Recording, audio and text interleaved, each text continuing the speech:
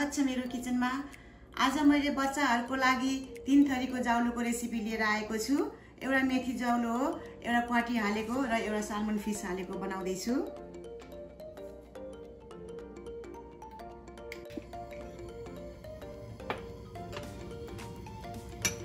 मैले चाहिँ सबभन्दा पहिला मेथीको जाउलो बनाएको छु। यसको लागि मलाई चामल, अदुवा, मेथी, बेसार, आलु र जायफल चाहिन्छ। घिउ चाहिँ मैले हाफ टेबल स्पुन राखेको छु। अब यसमा मैले अलिकति मेथी पुर्याउँदै छु।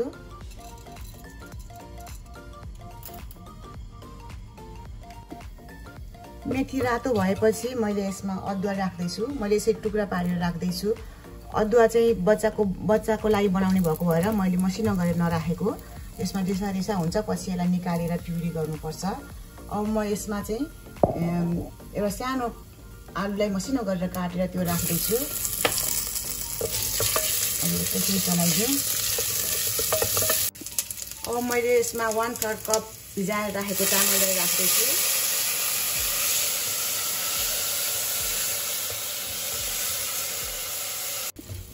आलु र चामल एकैछिन भुटेपछि मैले यसमा अलिकति बेसार राख्दै छु। थोरै अलिकति जायफल र यसमा पानी राखेर सुकाइदिनु।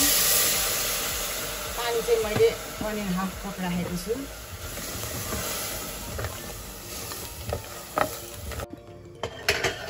अब म यसलाई 2-3 सिटी लाउनेसम्म पकाउँछु लो हिटमा।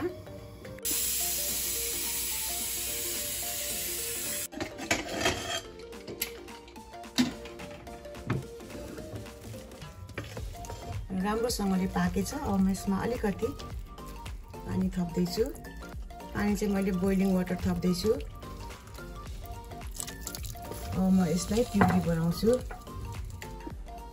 अघि भने जस्तै मैले यो अदुवाको चानालाई चाहिँ निकालेर साइडमा राख्दैछु अनि प्युरी गर्दैछु।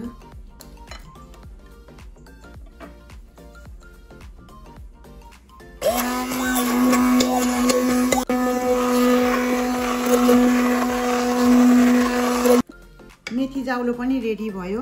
यतिको हुनुपर्छ, बच्चालाई खुवाउनलाई सजिलो हुन्छ।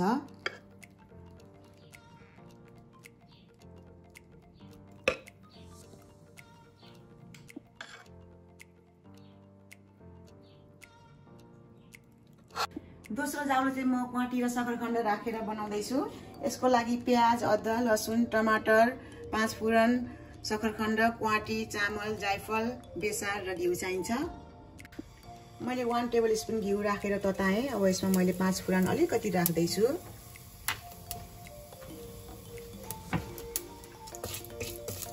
अब यो रातो रातो भएपछि मैले यसमा एउटा सानो लसुन राख्दैछु अनि एउटा सानो टुक्रा अदुवा। एकछिन चलाइदिउँ। अनि थोरै प्याज यसरी।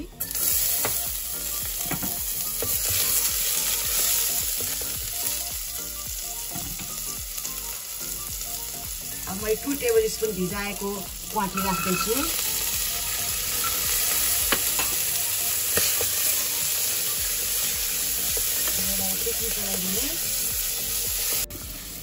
अब यो क्वाटी एकैछिन भुटेपछि मैले यसमा सकरखण्ड राख्दैछु।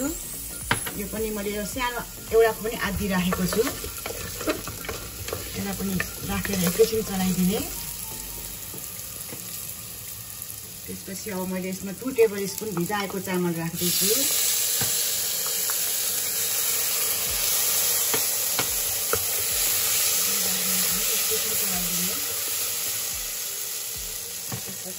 सानो टमाटर आधी भन्दा पनि थोरै राख्नुपर्छ। यति नै सबैलाई यसरी मिक्स गरिदिने। थोरै हाफ टिस्पुन भन्दा पनि थोरै यति बेसार राख्ने। त्यसरी नै जायफल यति नै राख्ने।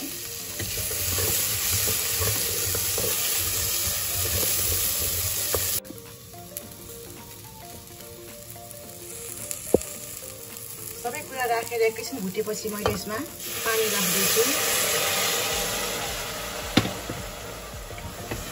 पानी चाहिँ मैले अहिले 2 कप राखेको छु। अहिले पाकेपछि फेरि हेरेर थप्नुपर्दा थप्नुपर्छ। अब यसलाई सिटी लगाइदिए।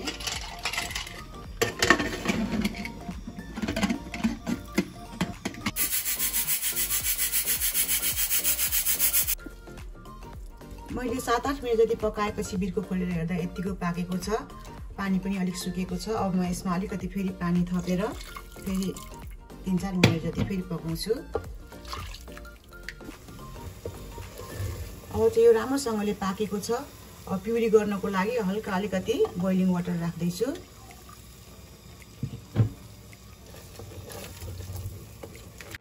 यसको पनि अदुवा निकालेर मैले प्युरी गर्दै छु। यसरी राम्रोसँगले सबै पिसिएको हुनुपर्छ। छोक्रा छोक्री हुनु हुँदैन।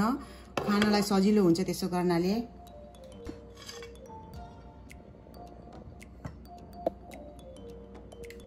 यसरी म अब माछा हालेको जाउलो बनाउन गइरहेको छु। यसको लागि हामीलाई घिउ, जिरा, प्याज, लसुन, गाजर, बेसार, मरिचको धुलो, सालमन माछा लिएको छु मैले, चामल, मुङको दाल, स्पिनिच र पानी चाहिन्छ।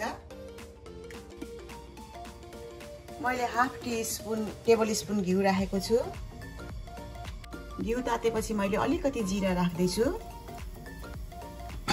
अब यो जिरा एकछिन फुल्न दिनुपर्छ। अब जिरा यतिको रातो भएपछि मैले यसमा एउटा सानो लसुन राख्दै छु, अलिकति प्याज। अब यसलाई पनि एकैछिन चलाइदिन्छु। त्यसपछि मैले यसमा गाजर राख्दैछु। गाजर चाहिँ मैले सानो टुक्रा टुक्रालाई मसिनो गरेर काटेर राख्दैछु। यसरी नै मैले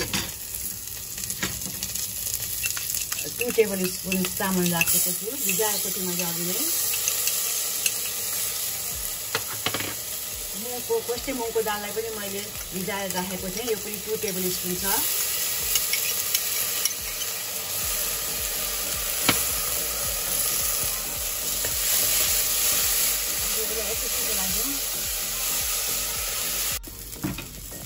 यसरी नै मैले 30 ग्राम सालमन राख्दैछु। स्किन अनि बोनलेस छ।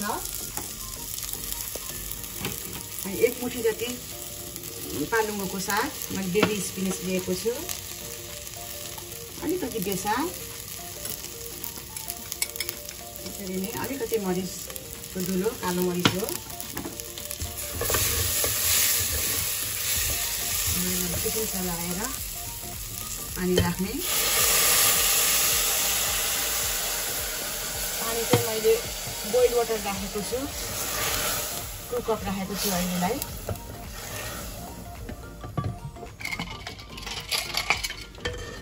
सिटी लगाइदिए। यो जाउलो पनि राम्रोसँगले पाकेको छ। अब यसमा पनि मैले 1/2 कप फेरि पानी मिसाउँदैछु। एकैछिन उम्लेपछि म यसलाई पनि प्युरी गर्दैछु। र अब यो माछाको जाउलोलाई पनि मैले प्युरी गर्दैछु।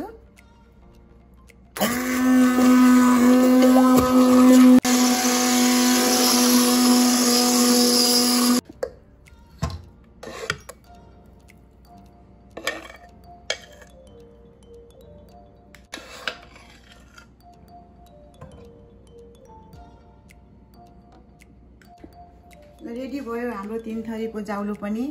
यो 8 महिनादेखिको बच्चाहरूले खान मिल्छ। त्यही भएर मैले यसमा नुन नहालिकन बनाएको छु। बच्चा अलिकति ठुलो भएपछि अथवा अरू कसैले खाने हो भनेदेखि आफ्नो स्वाद अनुसारको नुन राखेर खान मिल्छ। र यहाँले पनि ट्राई गर्नु होला। र मैले यस्तै अरू भिडियोहरूको लागि लाइक र सब्स्क्राइब गर्नलाई नबिर्सिदिनु होला। Thank you.